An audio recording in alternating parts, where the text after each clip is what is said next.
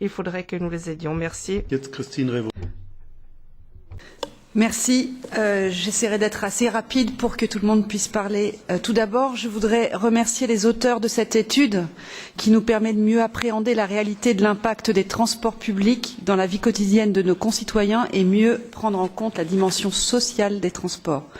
Depuis le début de la mandature et notamment dans le cadre des travaux sur la révision du livre blanc et la mobilité urbaine, j'ai souligné l'importance de concevoir les transports publics comme un vecteur de cohésion sociale et territoriale, comme un outil fondamental pour lutter contre la marginalisation et l'exclusion sociale.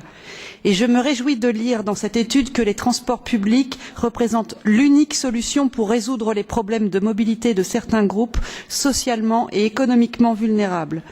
Plus que jamais, avec plus de 100 millions de concitoyens européens qui sont menacés de tomber dans le cercle vicieux de l'exclusion sociale, l'Union européenne doit muscler sa politique et ses financements en faveur des transports publics. Aujourd'hui, seulement 32% des citoyens européens utilisent les transports publics au moins une fois par semaine. L'Union européenne peut faire mieux et j'espère, entre autres, que la Commission reprendra à son compte l'objectif proposé par les députés de doubler la fréquentation des transports publics d'ici à 2030 dans la révision du livre blanc.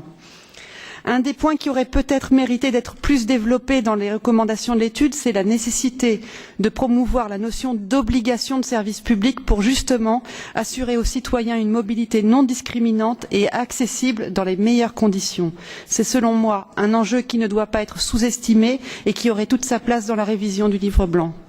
Par exemple, l'approche de la Commission en faveur de l'ouverture des marchés ferroviaires ne doit pas aboutir à ce que des lignes moins rentables soient délaissées par les opérateurs ferroviaires.